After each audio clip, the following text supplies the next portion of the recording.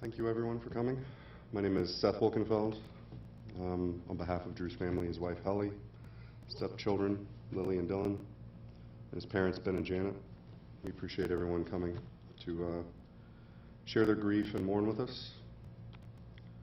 I'd like to start by reading a poem that they have selected that I think we all feel really represents Drew and the effect he had on us. By Maya Angelou, When Great Trees Fall. When great trees fall, rocks on distant hills shudder, lions hunker down in tall grasses, and even elephants lumber after safety. When great trees fall in forests, small things recoil into silence, their senses eroded beyond fear. When great souls die, the air around us becomes light, rare, sterile. We breathe briefly. Our eyes briefly see with a hurtful clarity. Our memory suddenly sharpened examines, gnaws on kind words unsaid, promised walks never taken. Great souls die, and our reality, bound to them, takes leave of us. Our souls, dependent upon their nurture, now shrink, wizened. Our minds, formed and informed by their radiance, fall away. We are not so much maddened as reduced to the unutterable ignorance of dark, cold caves. And when great souls die, after a period peace blooms, slowly and always, irregularly.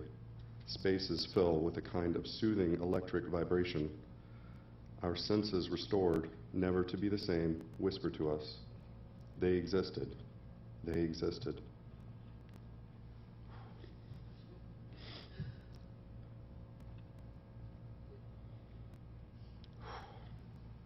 We can be and be better, for they existed.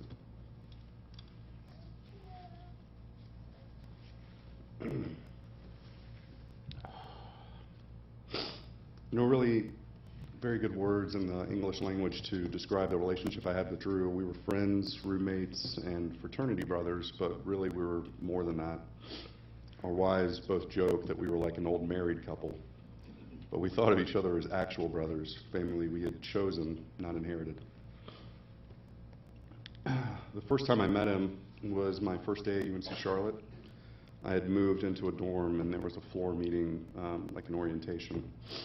And we were kind of both misfits at the time in our own ways, and we both could see each other scanning the room, looking around to see if anybody else that didn't fit in or seemed like they might be interesting.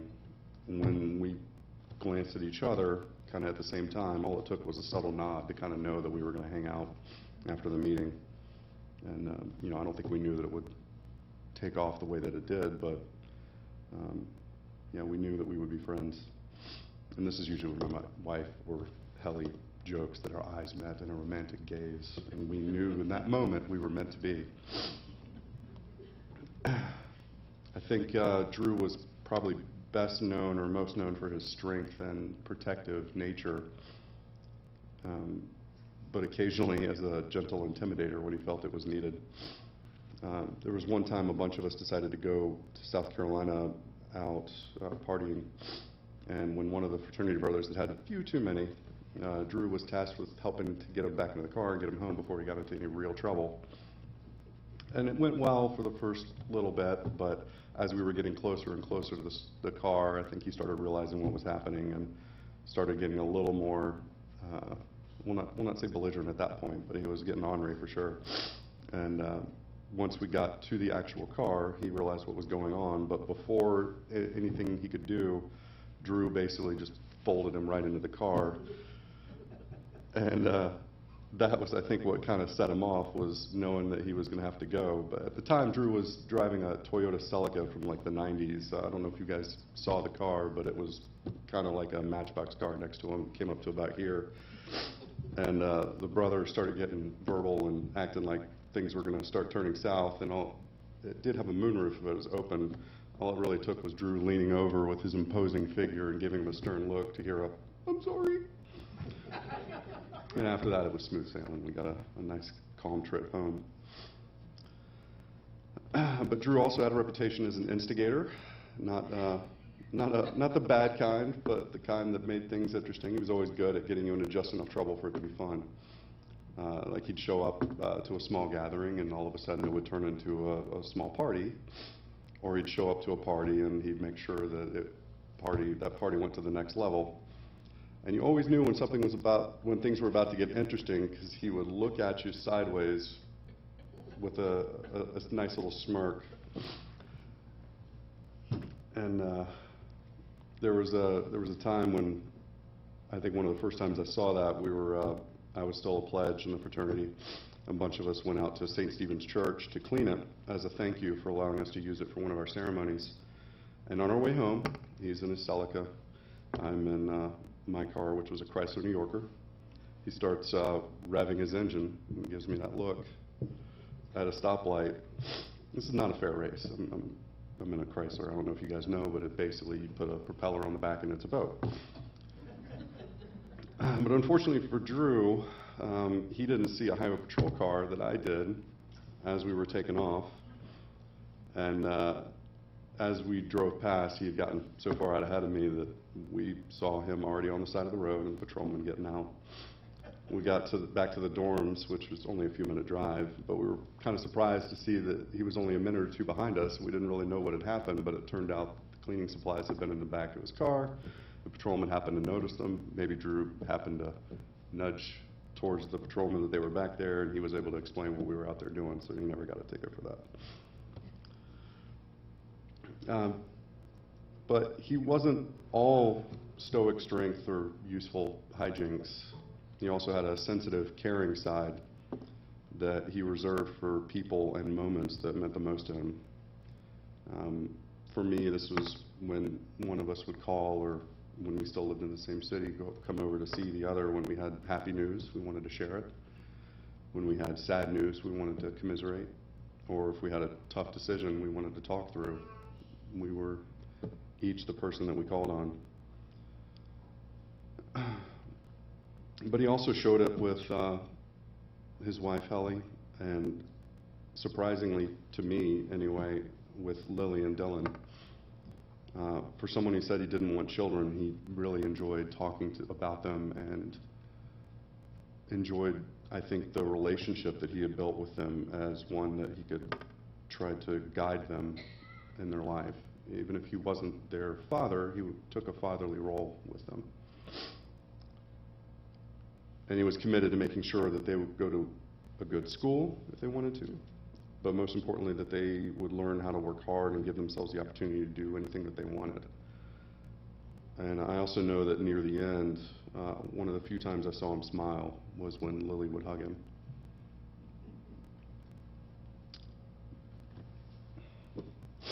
I'll miss Drew. I miss him already. I miss the jokes, the political discussions, and sharing our thoughts and feelings in times of hardship or happiness. I'll miss his help talking through big decisions, and I'm sure the next time I have something, I will feel that pull and the grief will come back up. But he helped me grow, and he helped me keep growing, even as an adult. Made me the man I am today, the husband I am today, and the father I am today. So I'm comforted knowing that I can see part of him in me, in my children, and the others he had an impact on.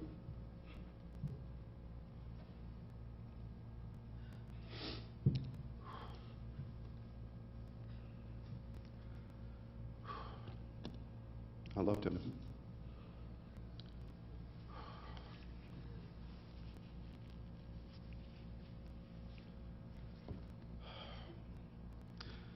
Drew's family would now like to invite anyone else who wishes to share memories of Drew or their feelings about him, if they want to come up and speak. Thank you.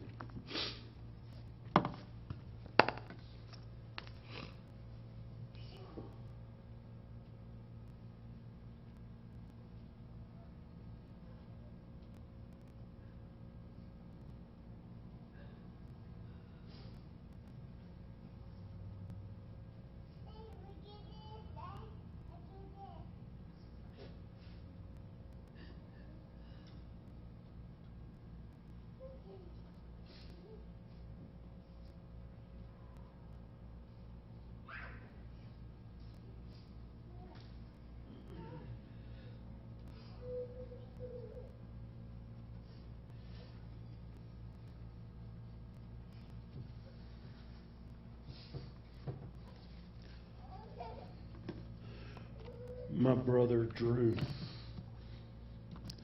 I really didn't prepare anything. I wasn't even thinking about coming up here, but I felt like something was driving me.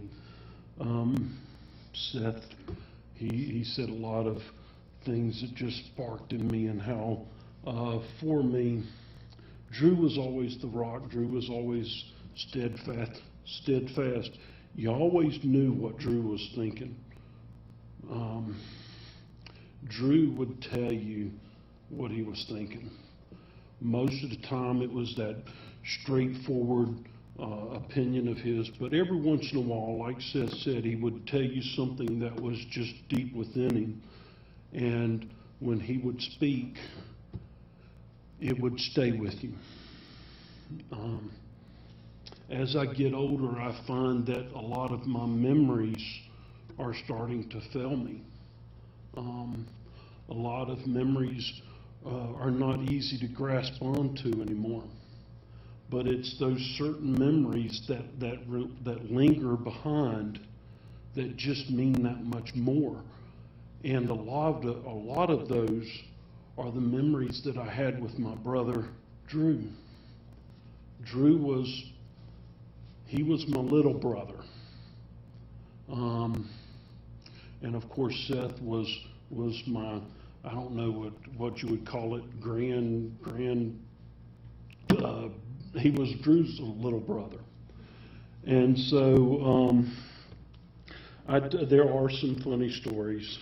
And I remember one, I had drank a little too much. I had partaken, and I was not in control of myself. And I remember, this was also in the dorm, and I remember everybody was scared to try to handle the big redneck. Nobody wanted to try to corral the big redneck back into his dorm room. And then there was Drew. Now, I won't say that Drew got out of it with no knots on his head. And it involved a traffic cone. I remember my driving force was to get out of that building, and I was going to do it no matter what. And I had a traffic cone in my room, and next thing I knew, Drew was standing there in front of my door, and there was no room for me to go. I was in that room, but I was bound and determined to get out, and I wielded that traffic cone, and he took it, and, well, needless to say, I stayed in the room. But I do remember his family and all the times that we spent over there at their house. Those are all cherished memories. I cannot foresee these memories exiting this empty vessel here any longer, but I will just say Confucius said at one time that when he walked with two people, he would look at one and he would look at them, at their good qualities, their good characteristics, and he would mimic those characteristics in that person. And he would look at the other person that was with him, and he would see their bad qualities. And he would reduce or try to reduce those bad qualities in himself. Well, I can honestly say that Drew was one of those people that I mimicked. Growing up, I had an affinity for old westerns like McClintock and those movies. I was a big John Wayne fan. And when I looked at the way Drew handled himself in public, I always got a sense of this man that just, he took no nonsense, but every once in a while you would see his human side come out, and he would just pick or needle or agitate, but he was people's rocks, and he was my rock. And I'm so sorry for the loss that, or the separation that you're going to have for right now. I can't imagine, I can feel my pain, but I can't imagine y'all's pain. Just know that I am here if any of y'all ever need anything. Let me help lighten the load for you. I do appreciate it. Thank you.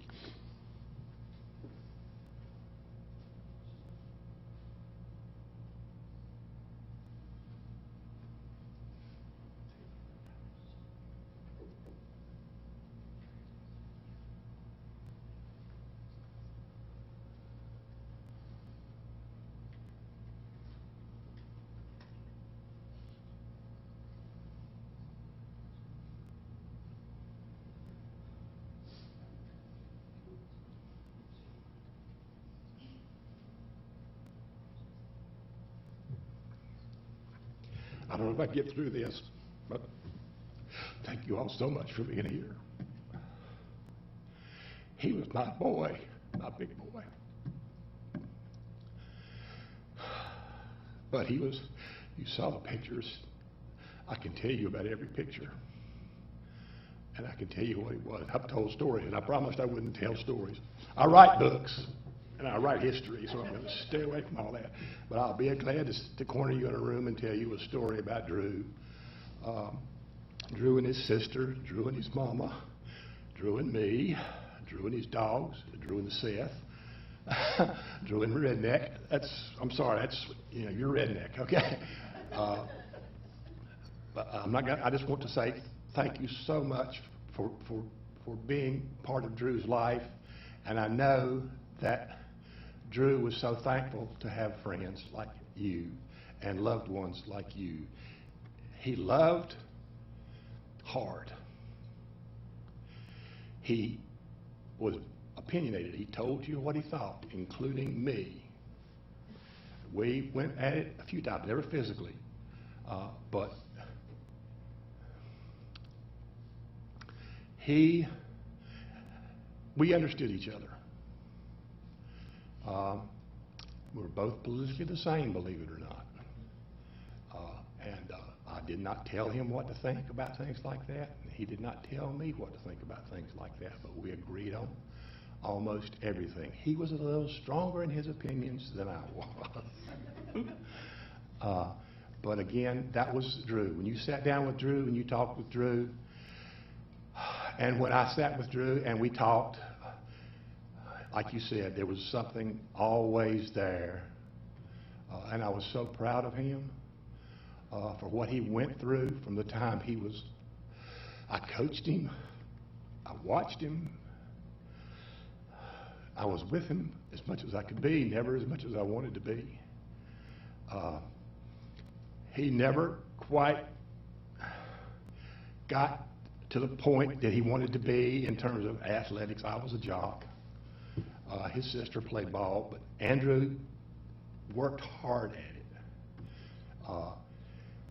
He worked hard, but his hardest work was with people he loved and the families that he took care of. And I mean, I'm just amazed with the way he took care of Lily and Dylan, and of course you. I mean, it was always, you were first.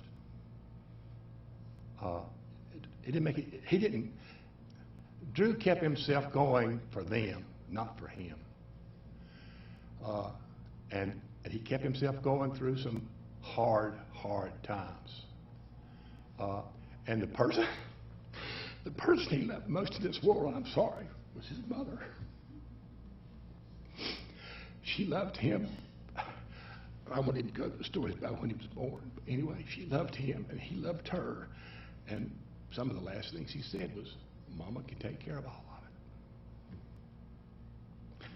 Thank you for coming, and I hope we can see you later on. Thank you.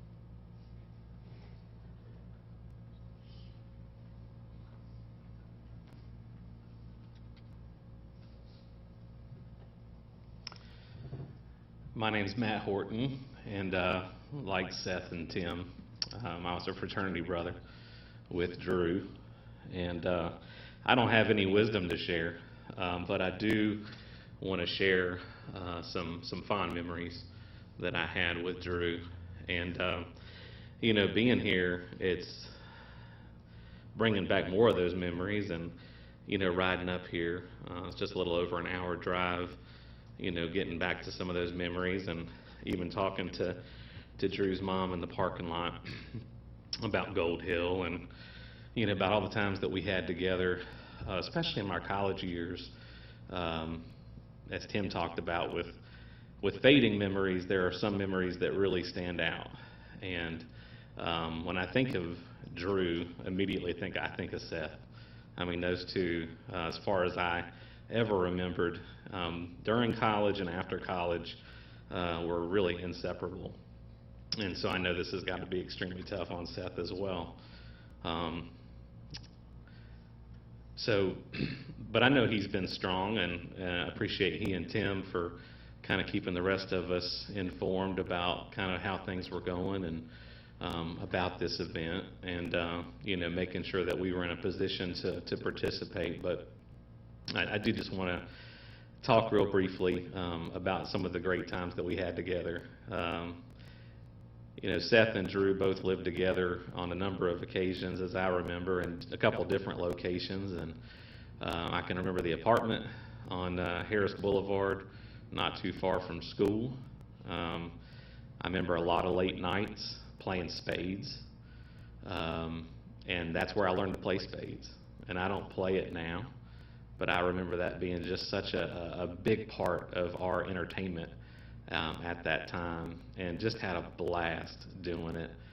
And the competitive nature of Drew and Seth, the great partners, but also great competitors, the way that they played against one another. And gosh, I mean, it was just such a good time.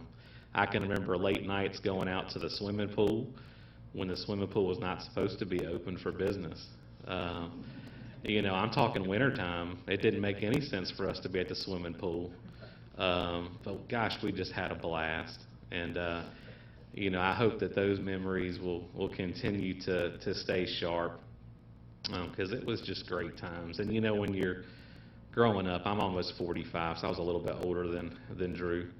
But as you grow up, you start to really, and I think Tim touched on this, just appreciate some of the things that you might take for granted when you're going through the process. And I know there's some folks here that might be a year or two older than me today, and there's some that are a year or two younger, but I think that, those life experiences and those memories certainly teach us a lot, help us value a lot. And I can recall some candid conversations with Drew. Some were very serious. But as I told Helly, and as I've, talked to Seth and Tim, seeing the videos that we're playing, and picking up on his goofiness and silly behavior, some of that, of course, is really just inspiring, and you can't help but smile looking at some of those pictures, even in our grief. But I appreciate the relationship that Drew had with me. I live in Mount Holly. I think I said that a minute ago, and it was a handful of years back that I had an opportunity after college to kind of reunite with Drew. And that camaraderie, that passion, that just knowing that he was an awesome friend and brother, even after having several years of time in between active conversations or time together, in terms of that physical connection. I mean, he was just the same Drew, as I knew in college. A little older and a little wiser with more life experiences, but the same guy who just loved, very passionately, and was just a super guy. So I know we'll all miss him, but just lots and lots of great memories. So thanks for bringing Drew up the way you did and shaping him into the man he became. I think he obviously had a great impact on us all.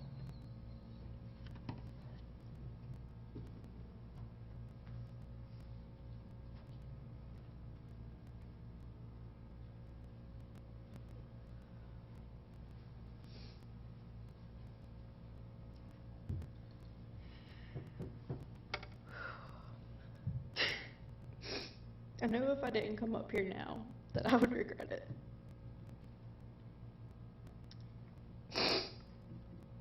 I remember when I first met him, I was like, wow, this man is really tall. I was so intimidated by him and really got to know him really well. And I remember one day he pulled up in my driveway when I was hanging out with Lily one day.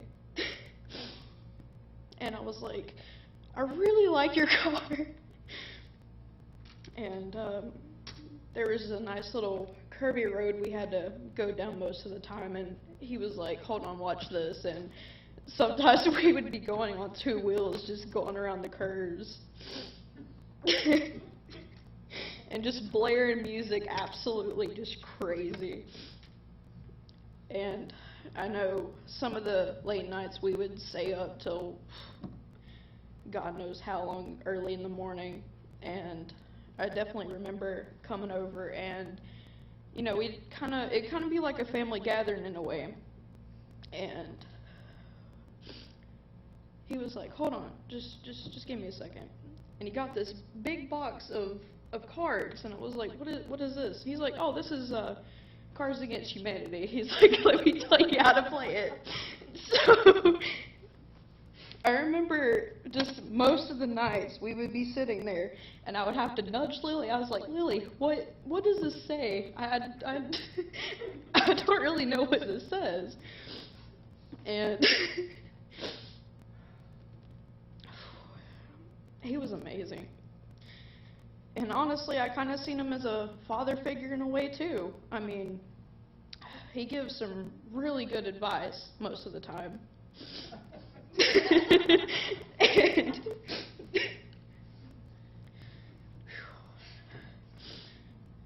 oh, I remember when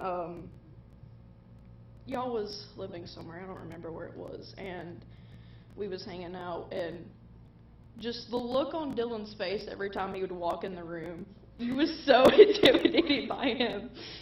And I remember the first time I ever went to his parents' house, I was like, well, you know, I'm expecting maybe a nice little maybe double wide or something. And I walked in and I was like, wow. It was the most beautiful place I've been to in a while. And he was amazing. And he gave really good hugs.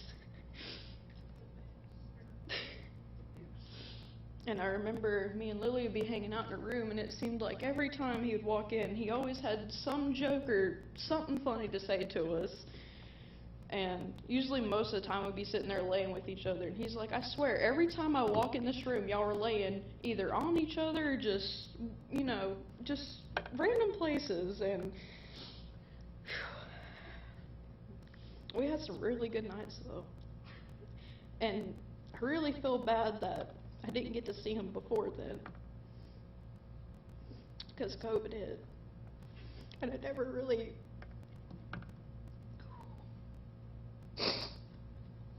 got to properly say goodbye to him.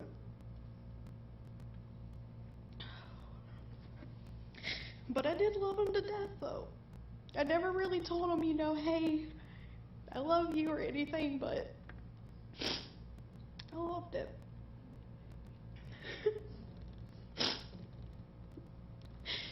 He was a really, really great husband, friend, son, a really good dad figure, and I appreciated every little thing he did for everyone. And all of our little fun nights or late car drives or anything. But I appreciated every single bit of it. And I'm gonna miss him like crazy. Thank you.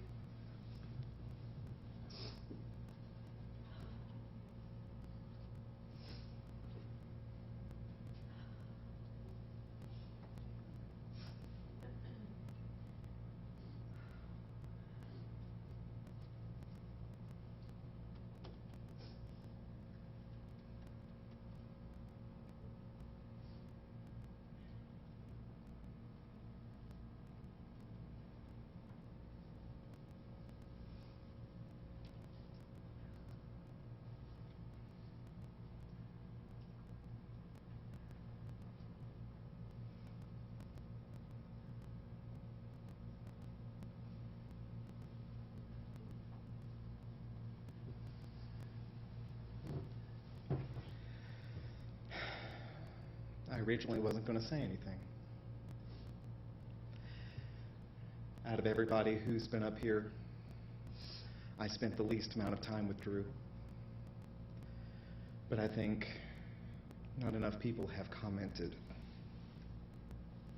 on the way the person Drew was later in his life. I can't say much, but what I can say is I've never seen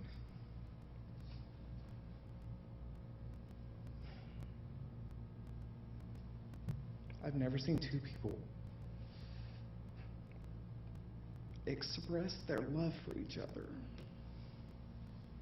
as deeply and purely as I saw Drew and Allie.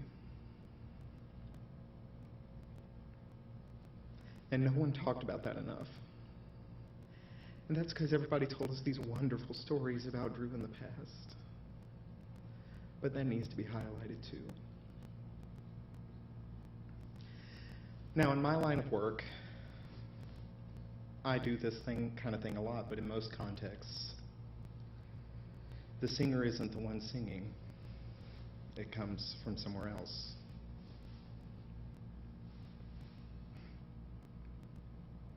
And that's not going to be any different today.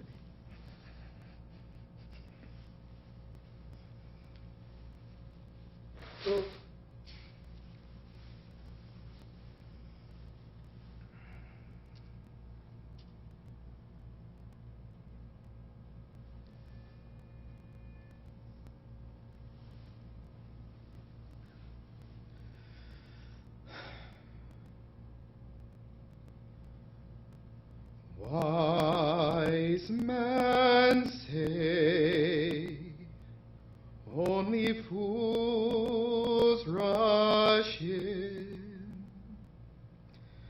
but I can't help falling in love with you. Shall I stay? Would it be a sin if I can't help falling in love with you? Like a river flows gently to the sea, darling, so it goes. Some things are meant to be.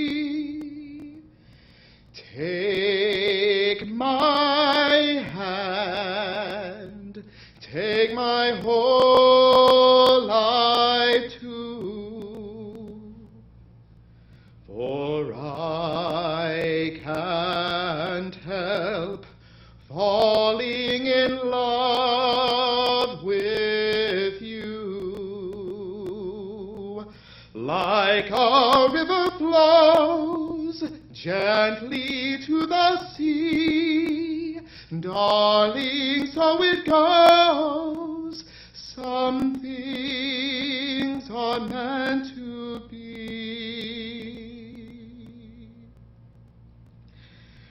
Take my hand, take my whole life too, for I